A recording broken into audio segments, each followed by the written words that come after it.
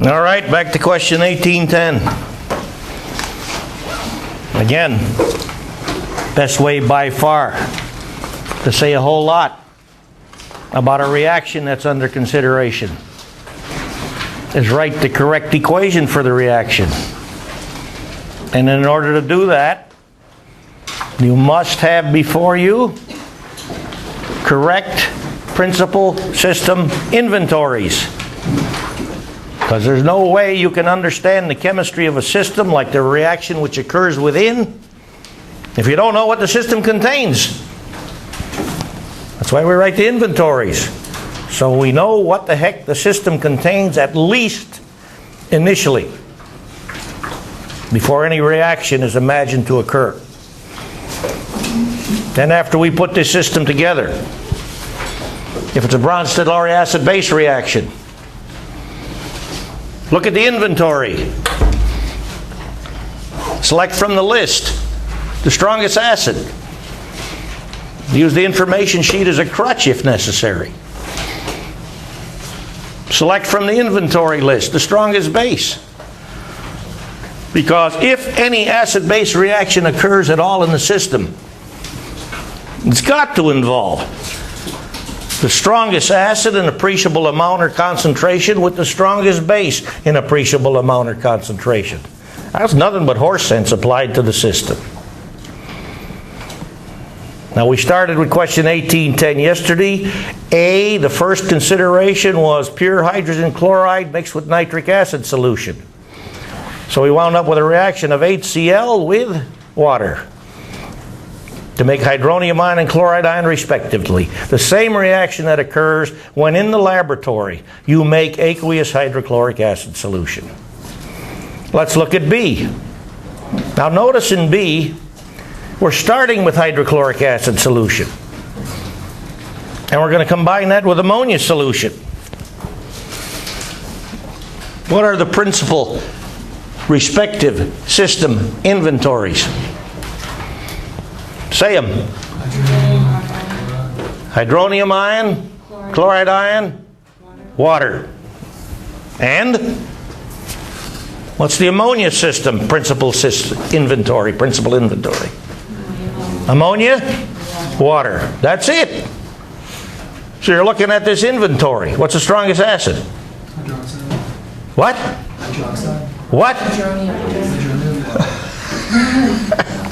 Strongest base? Ammonia.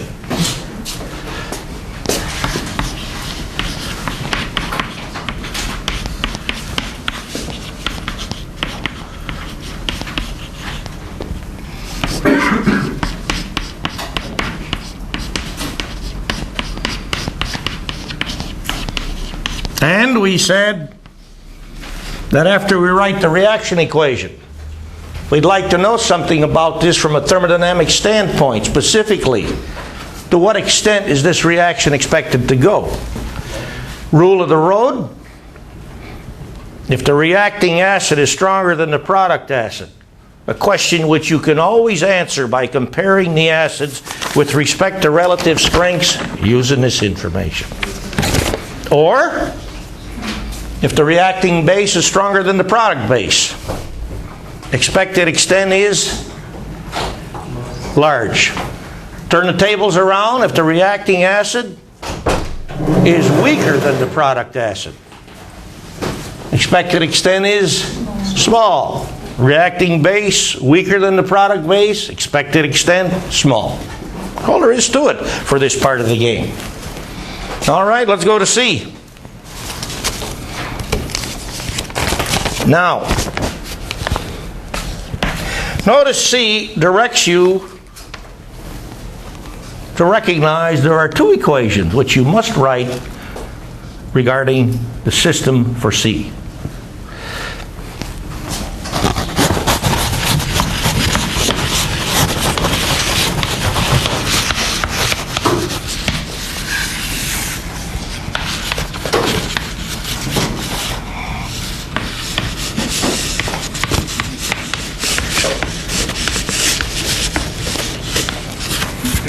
What's this stuff?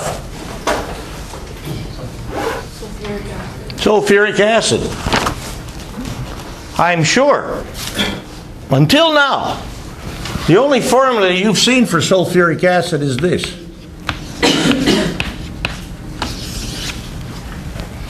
What's wrong with this formula?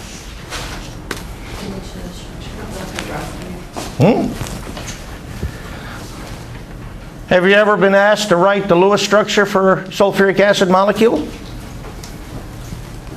Structure is the most important property of any species. Have you heard that before? You think you'll hear it again? If I give you this formula for sulfuric acid, the formula the textbook gives you, and instruct you to write the Lewis structure, you think it's likely you'll write a Lewis structure where hydrogen is covalently connected to sulfur? You think that's likely? That's what the formula implies. And you'll be dead wrong, which is why I don't want that formula. I want this formula. Because at the minimum, this formula shows me the hydrogen atoms are covalently connected to oxygen, which in turn is covalently connected to sulfur, the central atom. Is that enough? Can you now write the Lewis picture correctly for the sulfuric acid molecule?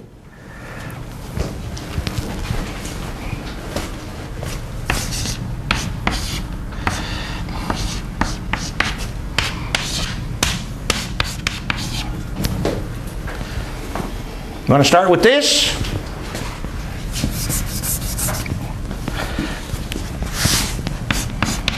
Expand it to this.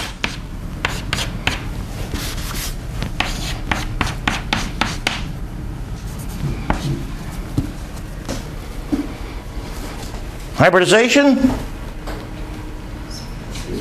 sp3 geometry. Tetrahedral. Question, is this the best Lewis structure you can write for this molecule? Why not? Because sulfur is lower than period 3 and so you can... I didn't hear you. They didn't hear you. Sulfur is lower than period 3 or above, depending, like it's lower on the periodic table, so the octet can expand and oxygen... I do not want to hear about expanding octets, because that's putting 8 dots on a balloon and blowing up the balloon. That's an expanded octet. Because if I go to 10 valence electrons, or 12 or more, that ain't an octet. You agree? What you said, I'll accept. But the textbooks say that? They flunk. I don't want to hear about expanded octets. That doesn't make sense. If you want to say a valence environment which exceeds an octet, that I'll accept. An expanded octet is 8 dots painted on a balloon. I blow up the balloon. There, I expanded the octet. We got to be careful with this language. But you responded, and that's good. So you get a bonus point.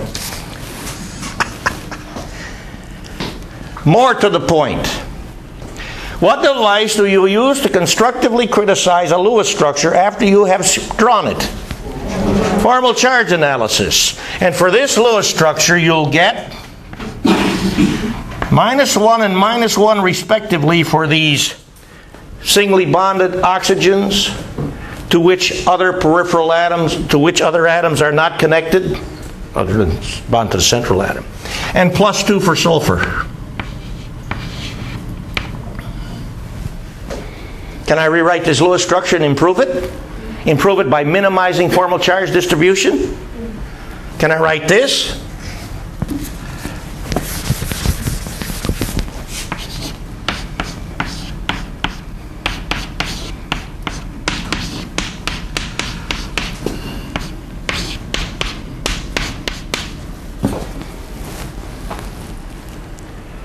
Is this better than this?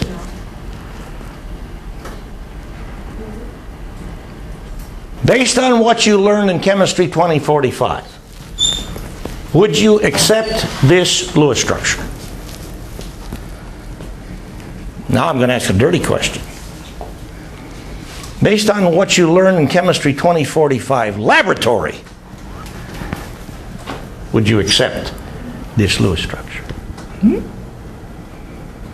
Because if you learn what I wanted you to learn in 2045 laboratory, not only would you accept this Lewis structure, you would recognize it's a better, truer representation of the valence electron environment for the sulfuric acid molecule than that.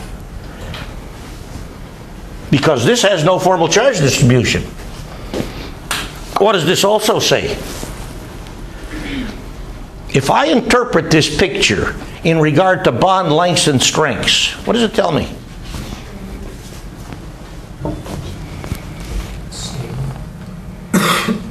Bond lengths and strengths. What does this picture tell me? It tells me that these SO bonds compare how length and strength to these SO bonds? They're stronger. And if I take a picture of the sulfuric acid molecule with devices that I can, with devices I have available that will allow me to do this, that's what I find out. Hey, that's correct. Now you also know that the sulfuric acid molecule, as a Bronsted acid, under appropriate circumstances, is capable of losing both of these H's as H+. And on so doing, the sulfuric acid molecule converts to what species? I'm listening. This is fundamental nomenclature. You ought to know it. What ion? Sulfate ion.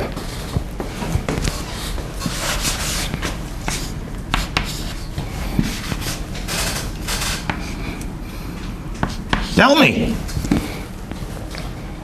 if with these bond strength measuring techniques that I have available, I look at bond strengths and lengths for the sulfate ion, what will I see now? All the bond lengths and strengths will be equal. Because what applies to the sulfate ion that does not apply to the sulfuric acid molecule? Resonance. Resonance. How about that? Isn't this structure a marvelous thing? It tells you more about the properties of the species than anything else. That's why it's so important. All right, more on this kind of stuff later. Let's go back to our acid-base equation writing task. Principal species inventory, system inventory, sodium ion AQ, a counter ion in this system, hydroxide ion AQ, water, of course. And now, what's the principal system inventory for this? You tell me and I'll write it. Hydronium ion.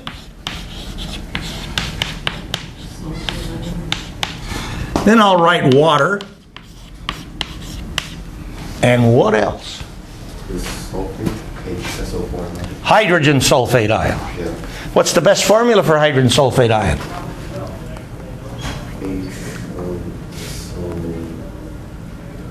Keep going. HOSO3 minus. Ions have charges. Don't leave the charge off.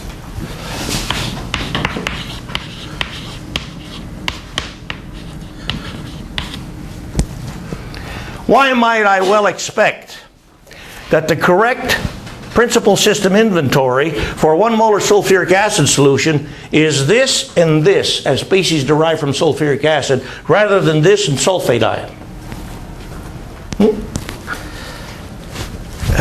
This is more comfortable.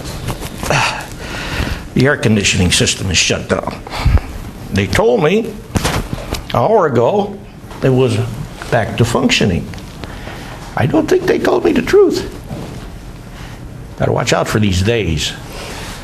I talked to the guy who's in charge of this repair project. He told me with this computer that the air handling system was now up and running. I don't believe it. I repeat my question. On what basis can I argue that the correct principal system inventory for my 1 molar sulfuric acid solution is this and this as species derived from sulfuric acid rather than this and sulfate ion? Or rather than this and this and sulfate ion? Ionization energy? Have we talked at all about ionization energies?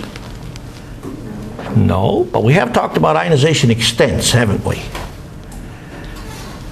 Because if hydrogen sulfate ion is going to convert to sulfate ion, because that's the only way you're going to get sulfate ion in this system, right?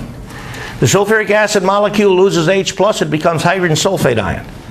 Then the hydrogen sulfate ion, if such happens, loses H+, it becomes sulfate ion.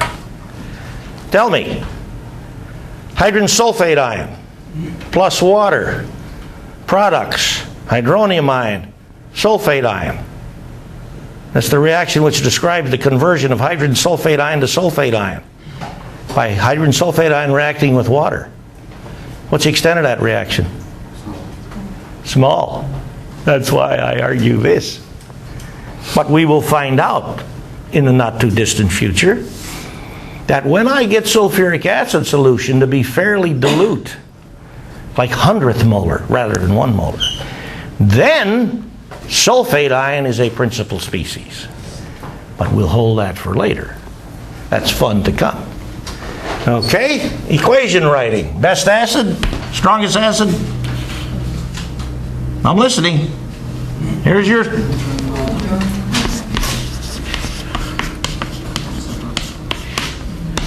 strongest base?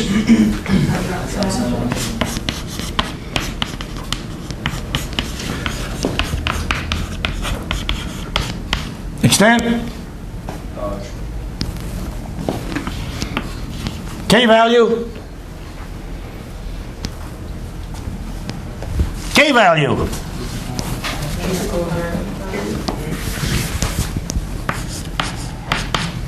What is it?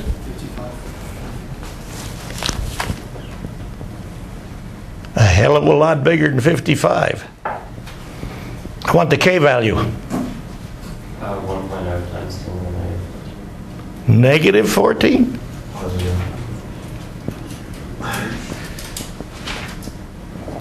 Have you seen this reaction before? In which direction was it written when you saw it before? Reverse direction. And K for this reaction in the reverse direction has a label, doesn't it? KW. Its value is 1.0 times 10 to the minus 14. So I'm looking at the KW reaction written in the reverse direction. So what's the K value? 1/10.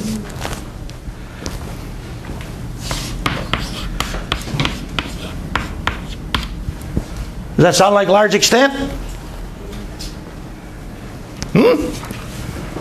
That's only 1 times 100 trillion. Well, that's large extent. Now, why did I make this comment about this in reverse and what's the K value and stuff like that? Because the hardest thing for you folks, really, at this stage of the game, is not your inability to understand. You can understand this stuff. It's your lack of familiarity with this stuff. Oftentimes when I sleep at night, I see this table. And it makes me happy. Because it's got all kinds of wonderful information in it. And I think and I sleep and I say, oh, that's nice. There have been times when I wake up 2, 3, 4 o'clock in the morning and something has happened in my sleep which has provoked me to think about something or recognize something about this chemistry that I hadn't thought of before.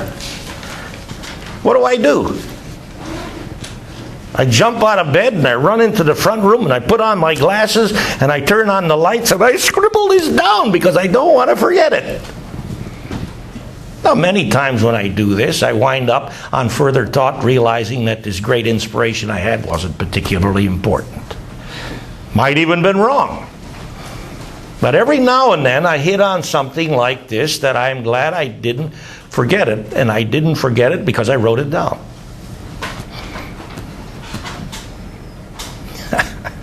And my sweet wife, when I first did, what's wrong? What's wrong? Nothing, honey. I'm just doing chemistry. And then she recognized that her husband is a screwy chemist, does this kind of stuff. So after that happened, it didn't bother her anymore. On we go. Now then, second reaction equation. You remember that if we look at an inventory from the standpoint of completion, beside what you got, what else do we often have to pay attention to? Two parts to an inventory. What you got and what else? Quantity. How much? So I want you to look at this system from a how much standpoint. And after you look at it from a how much standpoint, I want you to look at this reaction and realize, regarding the original system, how much hydronium ion was consumed? How much hydroxide ion was consumed?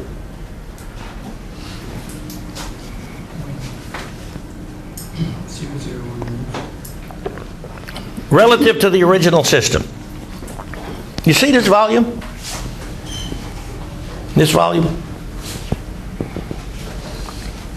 Do you realize that before I made the mixture, I have a ratio of hydroxide ion to hydronium ion, which is what?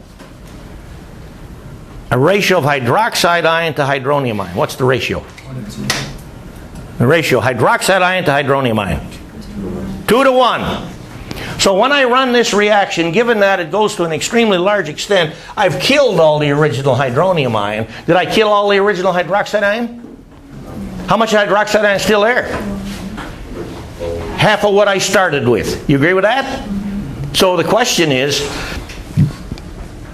there something else in this system with which hydroxide ion can react effectively? Look at the inventory. This is gone. How do we play the game? This now is our inventory. What do you pick out from the inventory? The strongest acid. What is it now? Use the table. What is it?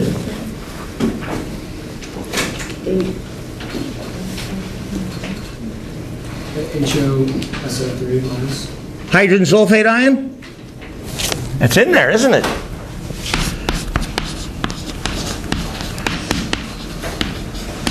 And the strongest base is still hydroxide ion because I only killed half of it by the first reaction.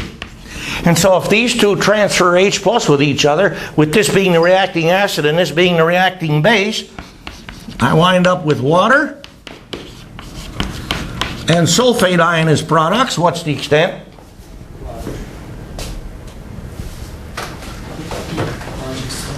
I want to know if they agree. Everybody agree with large extent? You look at the table, you see this acid is a good deal stronger than this acid, the product acid, and this base is a good deal stronger than this base, the product base. If you want, you can do this.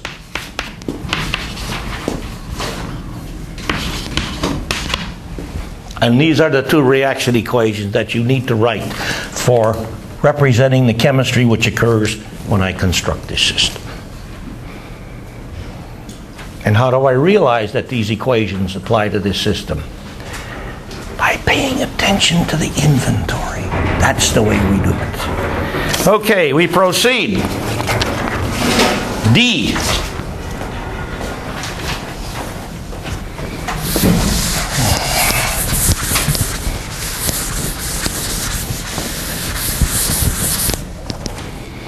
D says, let's dilute aluminum nitrate solution with water.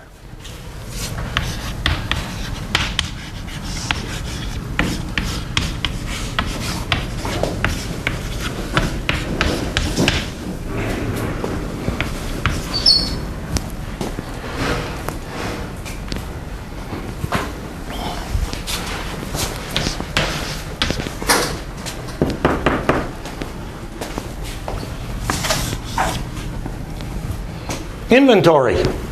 You tell me, I'll write it down.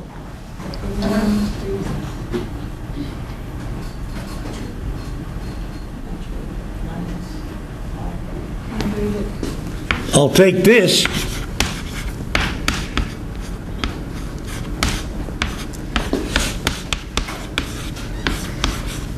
And I'll take this. I want the correct formula for the principal aluminum containing ion in this system. What is it? 6, 3 plus. Are you seeing this? You're not seeing this.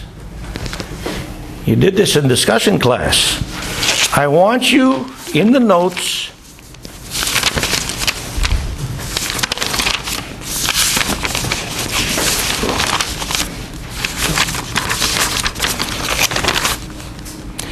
to take a look at page 18.8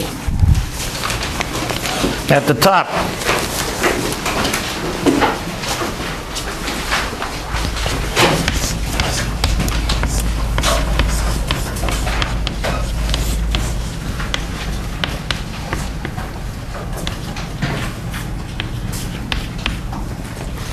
In Chemistry 2045,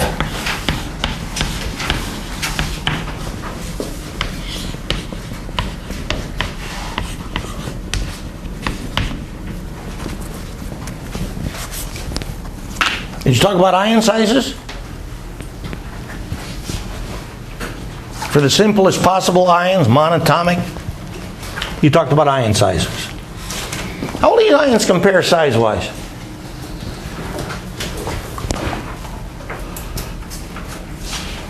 Well, let's take out this ion and put in this ion.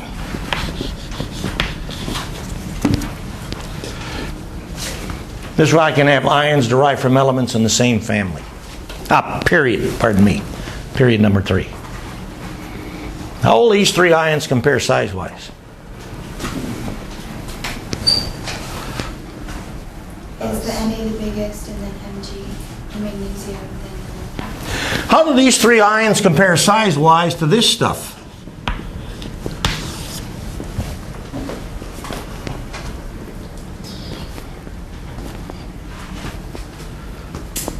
Is neon not in the same family as these?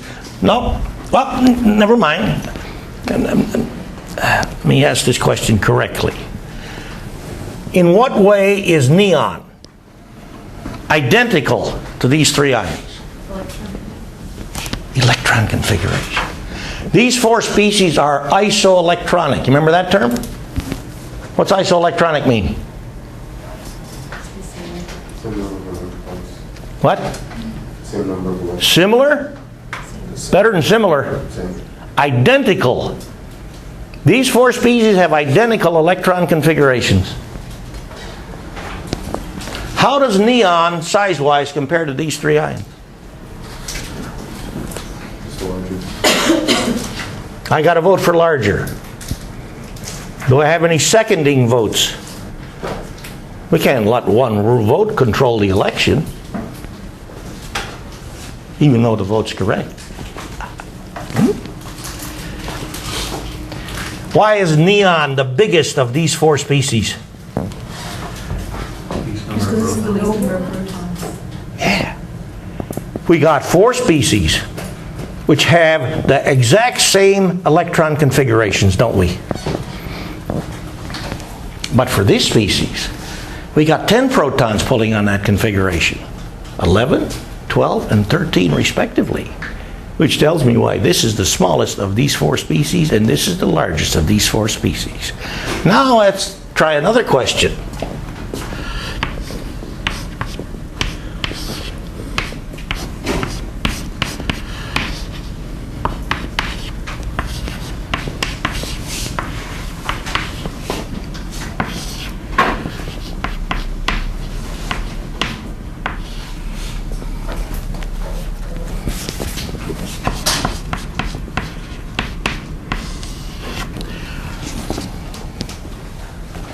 You think in a solution containing each of these species, water molecule and aluminum ion, there might be some electric attraction between them?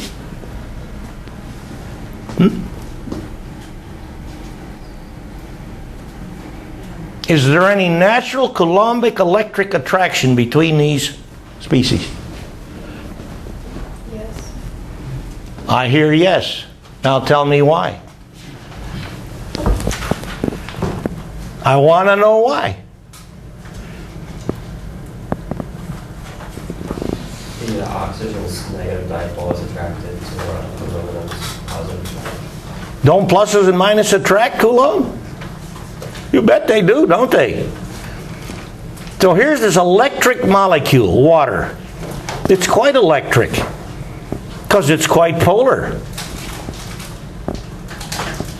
The negative end of the water dipole is the oxygen atom end, as you surely know, because oxygen is considerably more electronegative than hydrogen.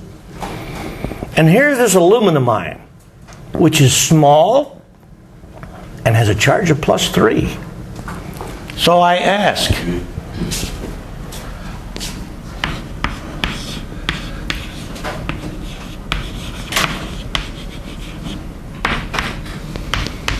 you think aluminum ion has a substantial positive charge density?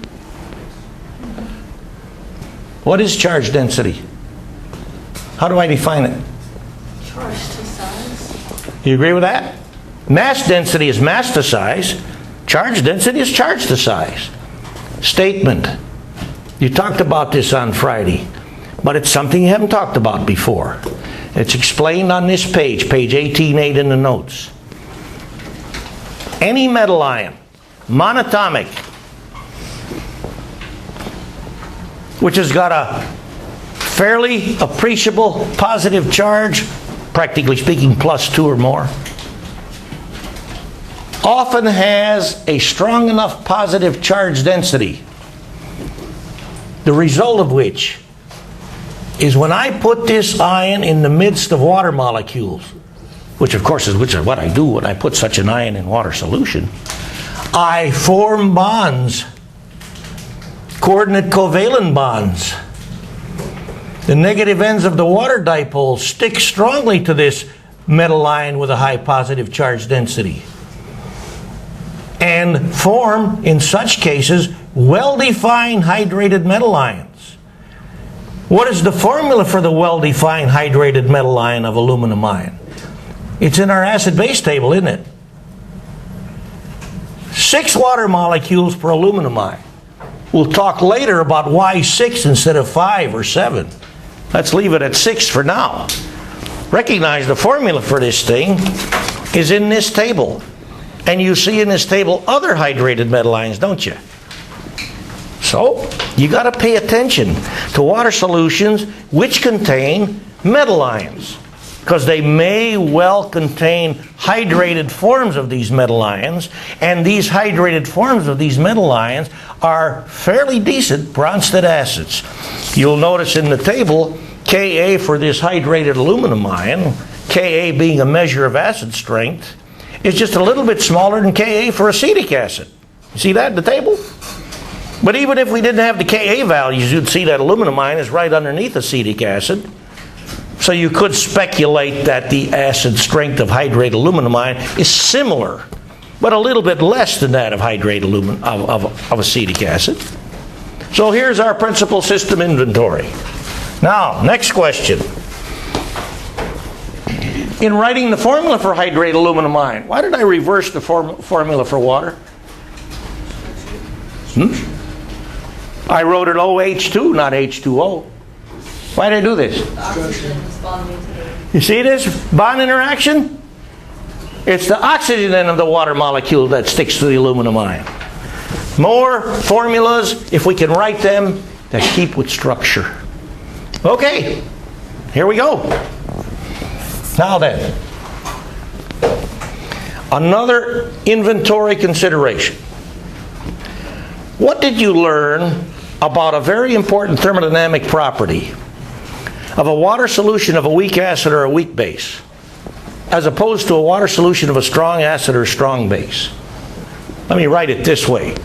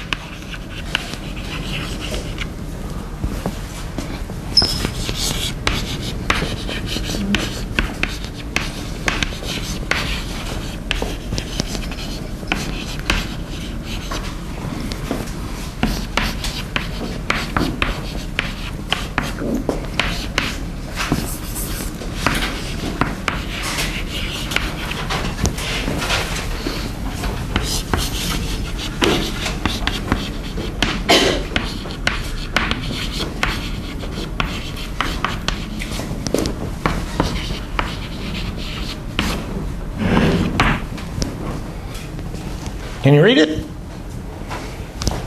Thermodynamically, what exists in a water solution of a weak acid or weak base, but not in solution for strong acid or strong base? I should say of strong acid or strong base.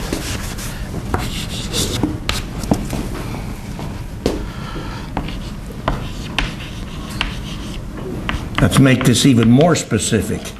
What condition exists? I'm listening. I'm not hearing anything. Your silence is deafening.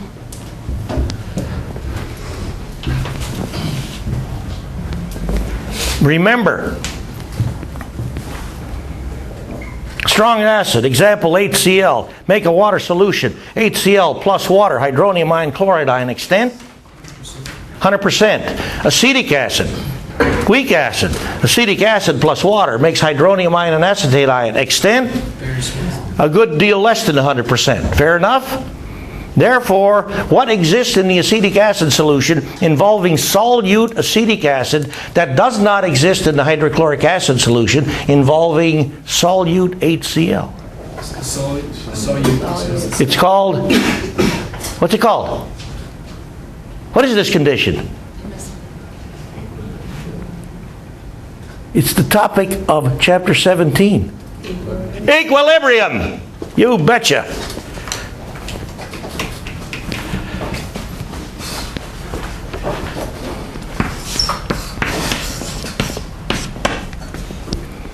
That exists.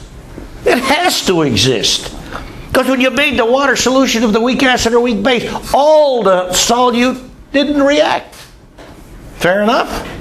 And a solution is a dynamic system. So the forward-reverse reaction for the equilibrium are ongoing.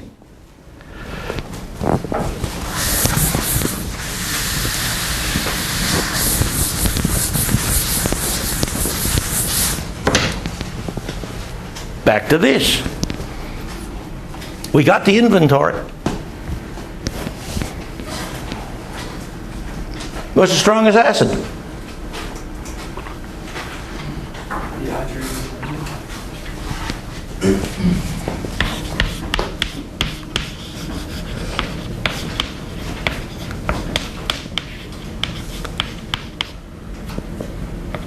What's as strong as base? Water.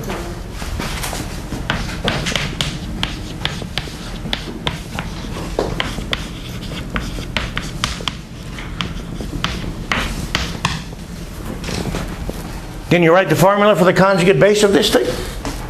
You played games like this on Friday. Of course, the answer's in the table, but don't look at the table. Because in order to write the formula for the conjugate base of an acid, I have to subtract H plus from the acid, right? Well, does it matter which of these water molecules loses the H plus? Because there's 6 equivalent water molecules. So,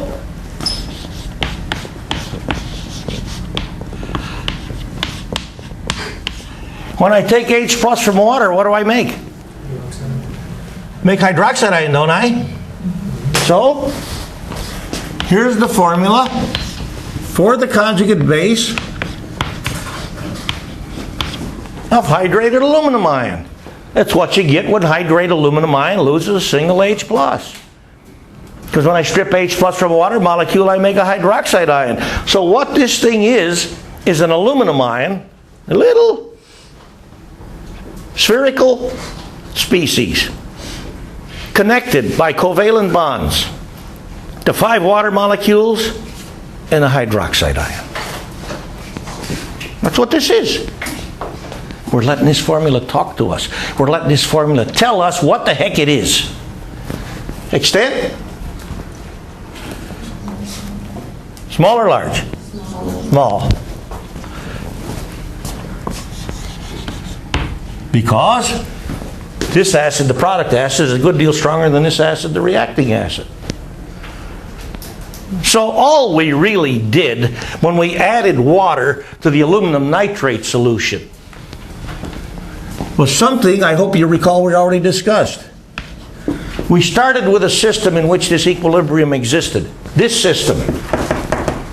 And then we added water. And at the instant we added the water, we killed this system. We killed this equilibrium.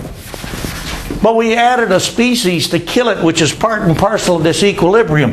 That means that to get us back to equilibrium, either the left to right or right to left reaction had to occur to get us back to equilibrium. Well, we added water. That upped the ratio of water molecules to aluminum ions. That caused more aluminum ions to react by this process and become those things.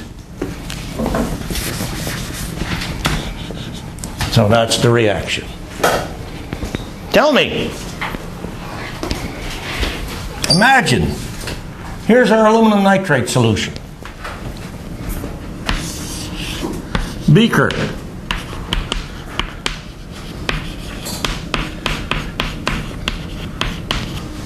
My label is bigger than the beaker. Who cares? I add the water.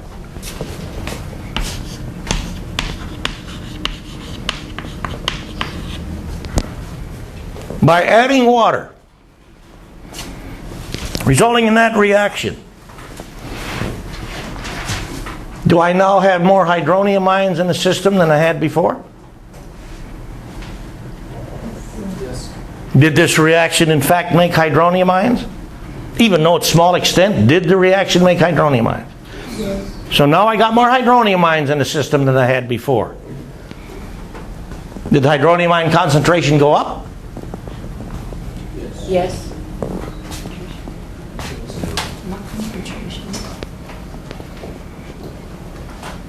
By adding water, did the hydronium ion concentration go up? I made more hydronium ions, but did the hydronium ion concentration go up? Because if you argue yes, then you're arguing we can get something for nothing. And you can't do that. There's no way in the world a dilute acid can have a higher concentration of hydronium ion than a higher concentration of the same acid. 10th molar acetic acid. 1 molar acetic acid. Hey, in 10th molar acetic acid, the degree or extent of ionization of acetic acid is greater. And if I take 1 molar acetic acid in a beaker and turn it into 10th molar by adding enough water to do that, about 9 times the volume, I'll have a whole lot more hydronium ions. But the hydronium ion concentration won't be nearly as high as it is in the 1 molar acetic acid. Have you done an experiment recently which relates to this? Have you been in laboratory? Not yet? You'll be in laboratory today. We'll keep this in mind. It'll be part of the work that you're going to do. Okay. Now then, I wonder if you remember that E we already talked about. E relates to what we have just been discussing.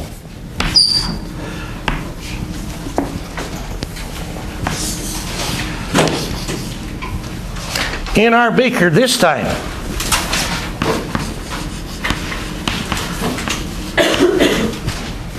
the contents of which I'll label as HACAQ because I said we got an acetic acid solution, water's the solvent, but I didn't say what the molarity is. So I'll just put this on there.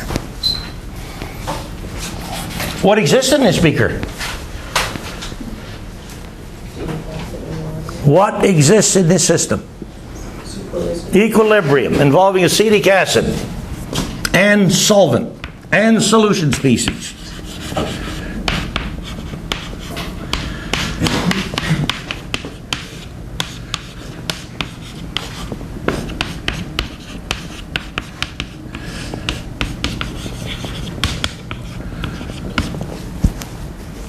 There's my equilibrium. That's alive and well in this beaker. Now I'm going to do something to disturb this equilibrium. I'm going to cook it. I'm going to cook the solution. And on cooking a solution, if anything leaves on cooking a solution, what will always leave first?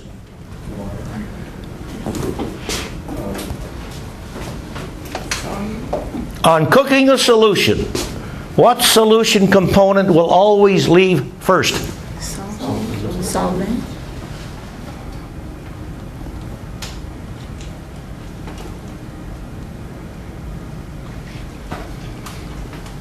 I want the answer that's always right. When I cook a solution, what always leaves first? Well, maybe you're perplexed by the particular solution we are considering. Let's put another solution on the board.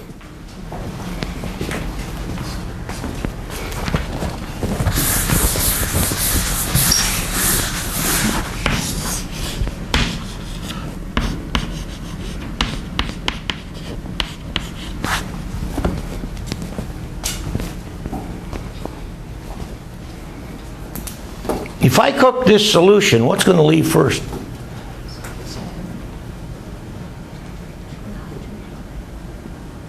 Ammonia gas, Why? because of the boiling point, and it would boil the ammonia out of this solution. Boiling point for ammonia is minus 33 centigrade.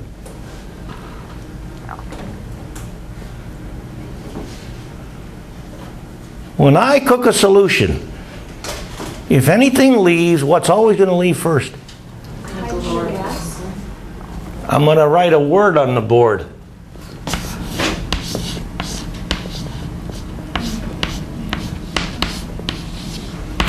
Did you hear that word in 2045? What's this word mean? More liquid. What does it mean? Evaporates easy. It evaporates easy. All right. This word is a measure of tendency to evaporate. Fair enough? So when I boil a solution, the component which will leave first is the most volatile component of the system. And this stuff, which by itself is a gas under normal laboratory conditions, I guarantee is the most volatile component of this system. So that's going to leave first. But now when I cook this solution,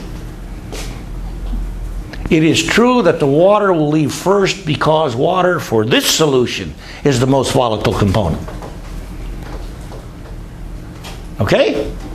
Now, you really didn't have to pay attention to this because, to answer this question, because I said solvent is evaporated. So I'm telling you we're taking away the water. So in this system, when I take away the water, and I turn this big amount of water into this smaller amount of water, what reaction will occur to get me back to equilibrium? Left to right, right to left. Right to left. Good enough. All right. Now let's go to F.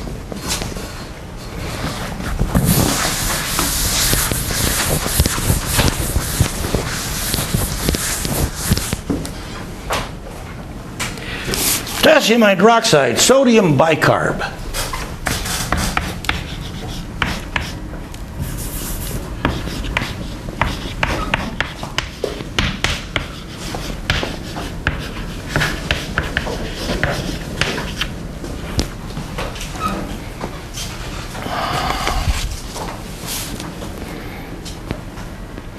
Tell me,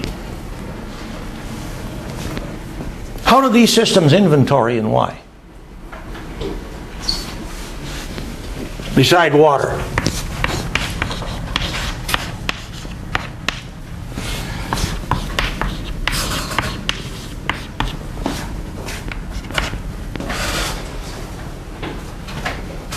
How do these systems inventory and why?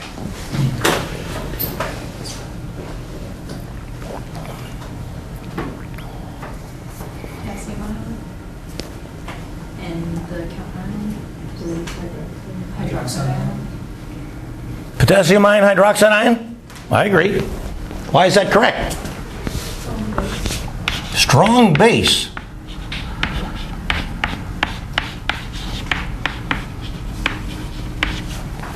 Well, I agree. Hydroxide ion is a strong base, but that doesn't tell me why this system inventories like that.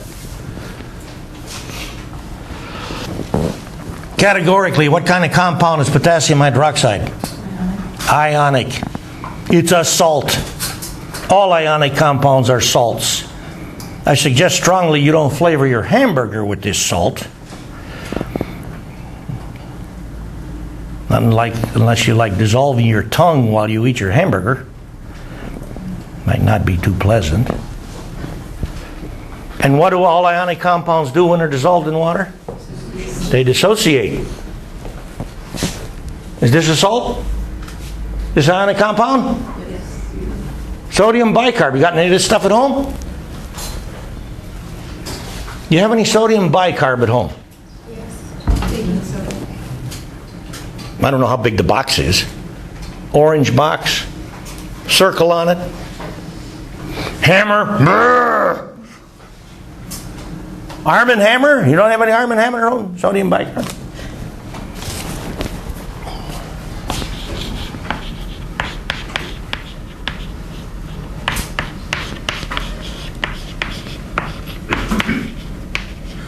Structure keeping formula. Strongest acid?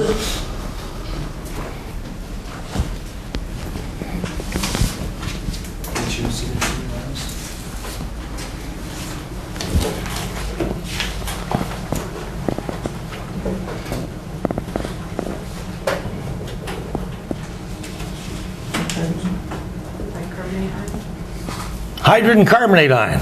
Any seconding votes?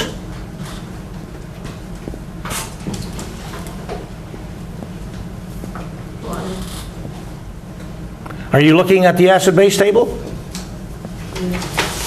Do you see hydrogen carbonate ion in the acid column? Do you see that it's positioned as being higher than water in the acid column? It means there's a stronger acid than water. So hydrogen carbonate ion is correct. That's our best acid in this system. Strongest.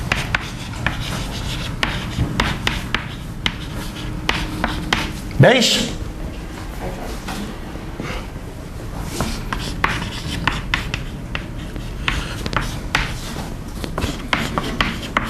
Product acid water. Product base carbonate ion. Extent?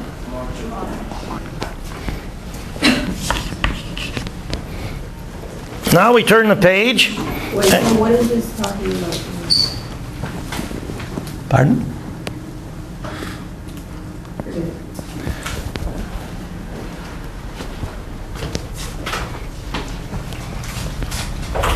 Let's see, was this H, G, what was this thing?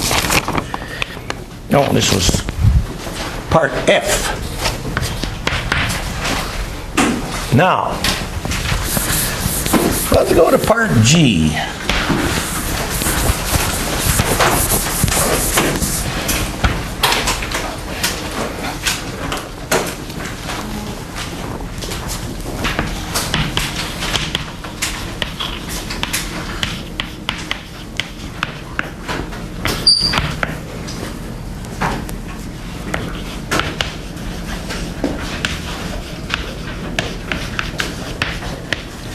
For G, I'm going to change the potassium hydrogen carbonate solution that you see given in the statement of the question to sodium hydrogen carbonate solution, because I got some sodium hydrogen carbonate solution here. I stole it from the laboratory just before coming here. The same stuff that you folks use. And along with that, I stole some sodium hydrogen sulfate solution. Actually, I didn't steal them. These solutions are there because I told the stock folks I want them there, so that you folks can do some chemistry with this stuff. All right? Let's have the PSIs.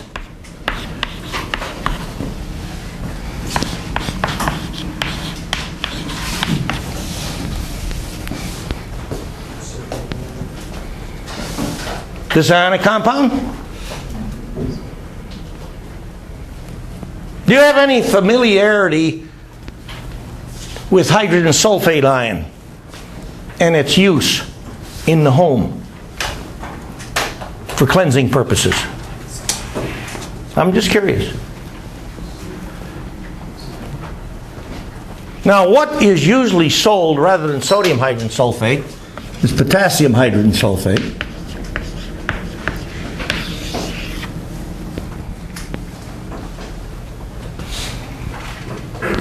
You ever use any stuff at home, or see your mom use stuff at home, or dad use stuff at home, called Vanish? Santa Flush? You ever see this stuff?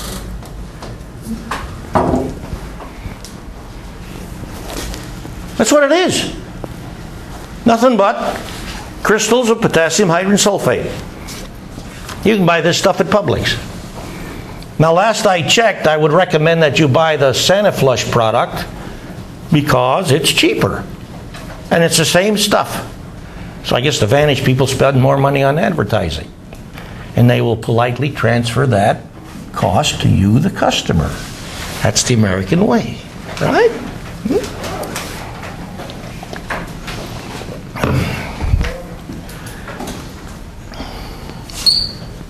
Inventory. NA plus. HO is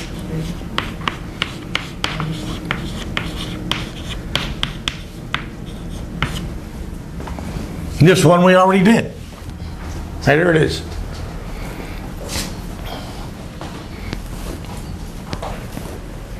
Strongest acid? HO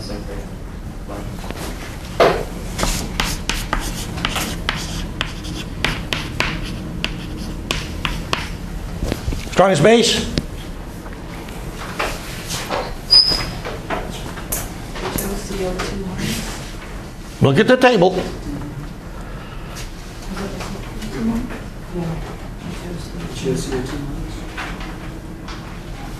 Now you're recognizing something that's unusual about the hydrogen carbonate ion, commonly called bicarb ion. What do you see to be unusual about this ion as a consequence of looking at the acid-base table? It's not just both an acid. It's what? It's not just both an acid or a base. Well, so is water. Tell me more.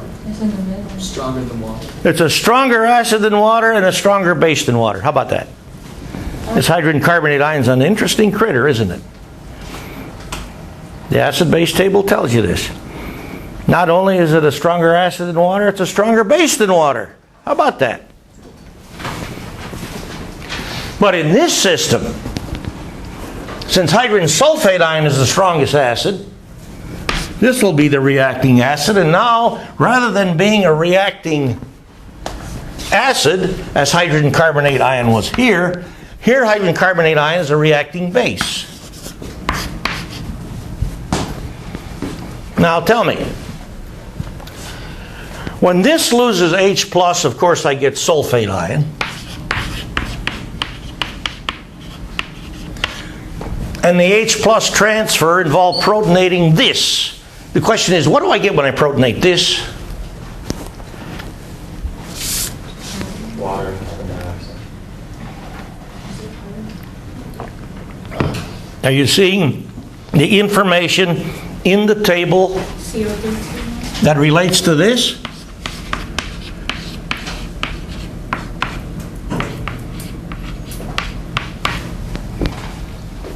You see this in the table?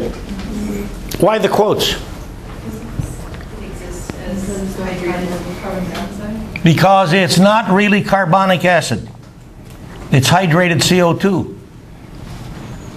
Are you familiar with seltzer water? Club soda? All you do to make seltzer water is to take water and bubble CO2 through it. And just about all the CO2 that dissolves, over 99%, becomes hydrated CO2 rather than true carbonic acid. A lot of studies have been done on this. True carbonic acid is a much stronger acid than hydrated CO2. But true carbonic acid is also very unstable. The upshot of which is that when you bubble CO2 in water, you don't get much true carbonic acid. So practically speaking, CO2 passed in the water gives you hydrated CO2 rather than true carbonic acid. And so we put the quotes on it to remind the reader that this is not true carbonic acid, it's hydrated CO2. Now then, the information in the acid-base table associated with this tells you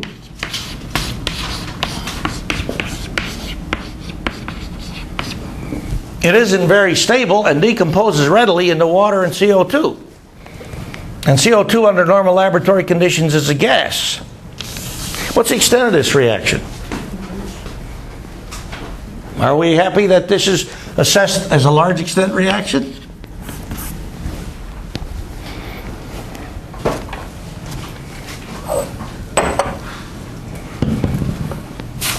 Let's try this reaction.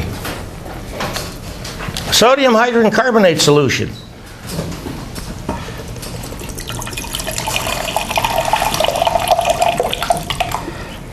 A good chunk of it in our beaker.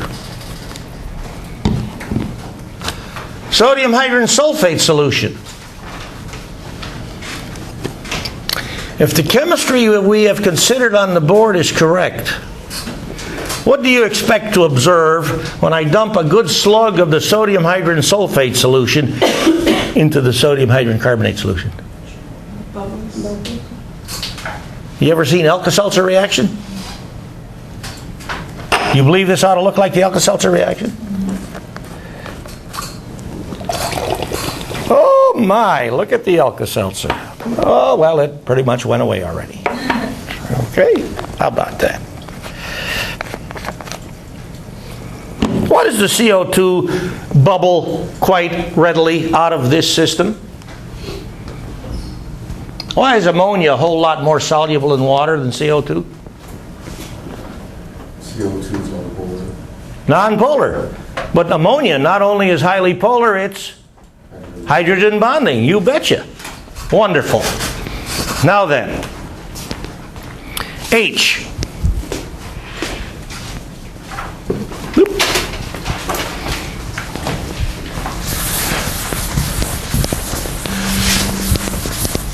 Notice that, as did one of our previous considerations, for H you got to write two equations.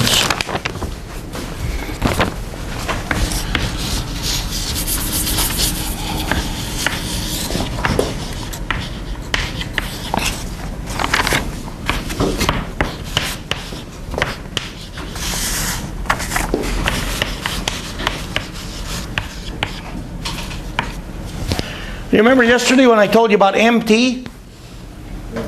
Well, now I'm telling you about excess.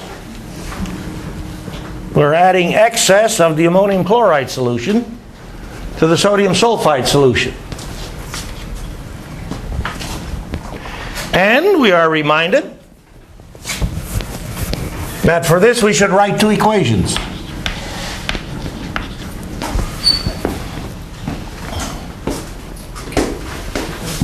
Beside water,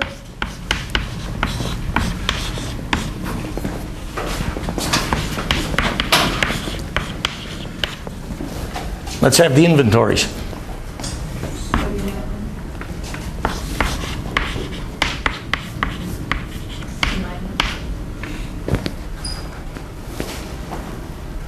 What else? S2 minus?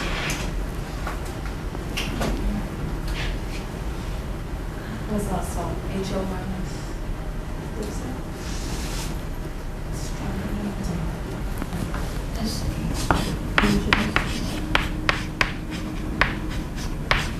What else?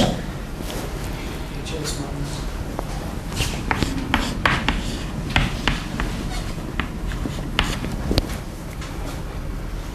How many are puzzled by this inventory? All right. Sodium sulfide. Categorically, what kind of compound is it? Ionic molecular.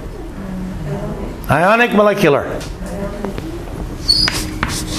And so, as with all ionic compounds, when I dissolve them in water, the compound dissociates.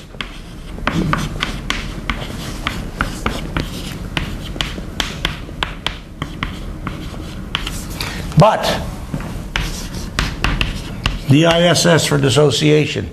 Is this the end of the story? When I make this sodium sulfide solution, beside this dissociation reaction, what else happens? Look at the table. Look at the base column.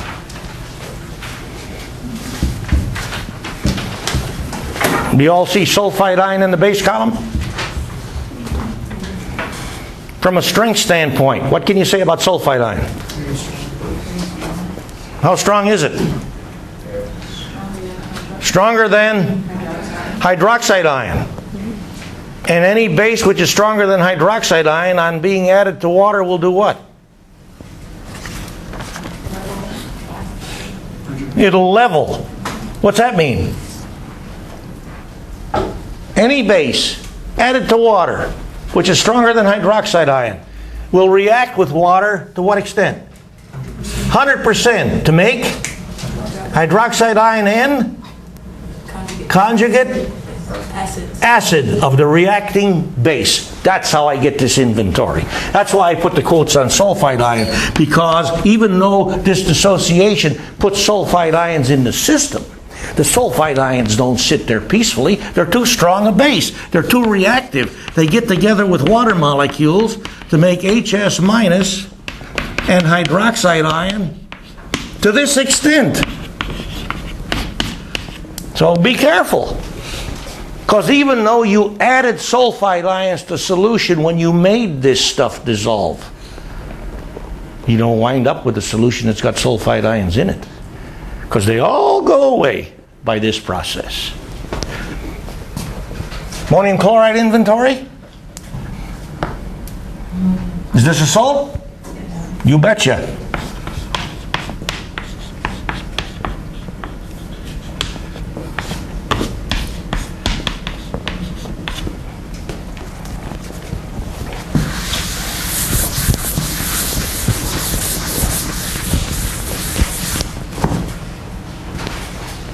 There's our inventory.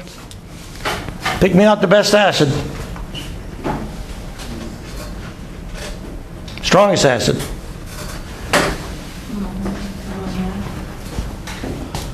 I'm listening. Ammonium ion. You need to have more yupping. You got the table before you to tell you what's going on here. Base, strongest, hydroxide ion.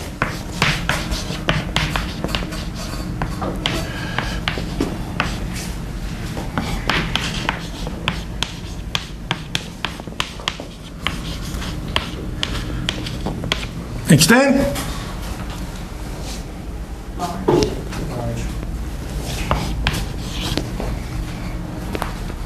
If you run this reaction in the laboratory and you'll use a rather large volume of this and a rather large volume of this, after you run this reaction, would you like to put your nose over the beaker in which you run this reaction and take a nice inhalation? Yes or no? No. Why not? The ammonia odor will cause you to be very unhappy, to say the least. But it won't come percolating out of the solution like the CO2 did, because as we just mentioned a moment ago, ammonia is a heck of a lot more soluble in water due to its hydrogen bonding and polar characteristics. Okay, there's one reaction. What's the other reaction? Well, if we go back and play the game, we know by this reaction, we still got ammonium ion in there, don't we? Because we had excess this. So given that ammonium ion has been recognized to be the strongest acid, if there's another acid-base reaction going on, it's got to involve ammonium ion.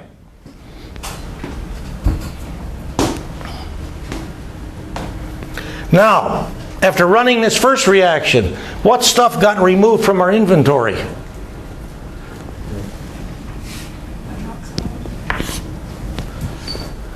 So what's left that can still react with ammonium ion beside water? Look at the table.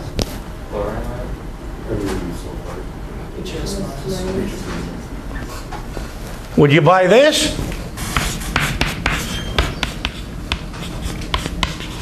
Do you see the formula for this appearing in each column in our table? Acid column and base column. Hydrogen sulfide ion. Does hydrogen sulfide ion react to a measurable extent as a Bronsted acid in water solution? But as a Bronsted base? Yes.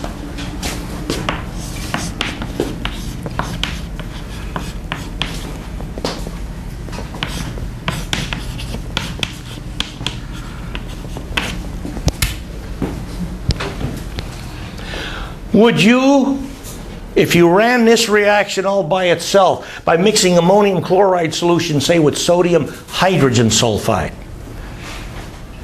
would you be in greater danger, equal danger, or much less danger of detecting ammonia if you stick your nose over this beaker?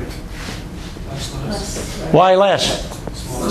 Because this reaction extent is small. How about that?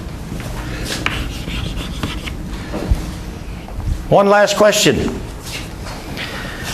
One of the things that we have certainly come to realize, I hope, by my demands that we do the best we can to write formulas that are chemically correct, keep with structure and the like.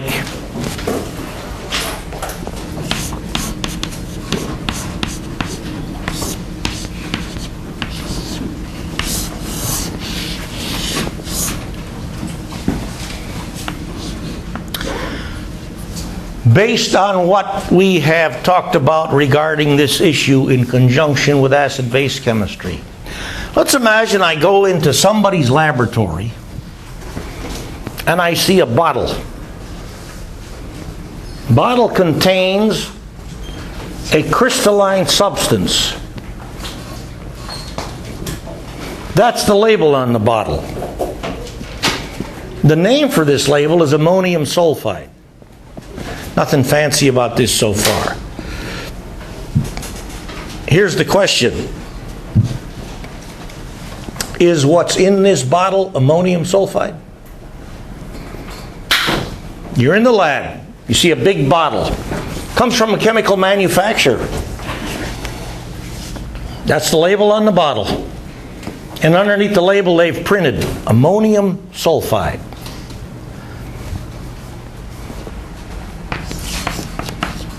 Related to this. You ever seen this formula? Have you seen this formula? Ammonium hydroxide.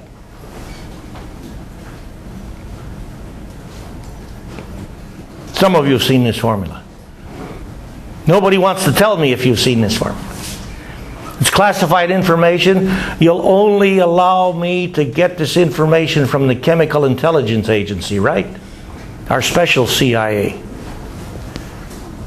Do you believe either of these formulas? If a chemical manufacturer comes to you and says, I want to sell you some ammonium sulfide, says, I want to sell you some ammonium hydroxide, are you going to say, fine, I'll take some? Do you realize this chemical manufacturer is lying to you? Because this stuff cannot be made. Neither can this stuff. I can write formulas on the board all the time. That doesn't mean anything's real. Why can't I make this?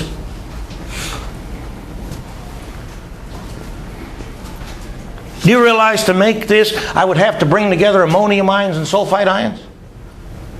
Right?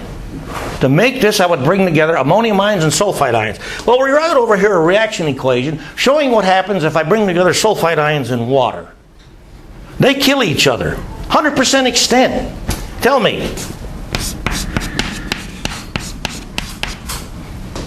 Is this a stronger acid than this? So if I bring together ammonium ion and sulfide ion, are they going to be happy with each other? Compatible? Unreactive? Hell, if this stuff, a weaker acid than this stuff, if this stuff gets together with this stuff 100% extent, you're not going to put this stuff together with this stuff and get something that's stable. Just like you're not going to put together ammonium ion and hydroxide ion and get anything which is stable. These materials are impossible to make because in order to try to make these, you have to bring together ions, which are, from a Bronsted-Lowry acid-base standpoint, completely incompatible. They murder each other.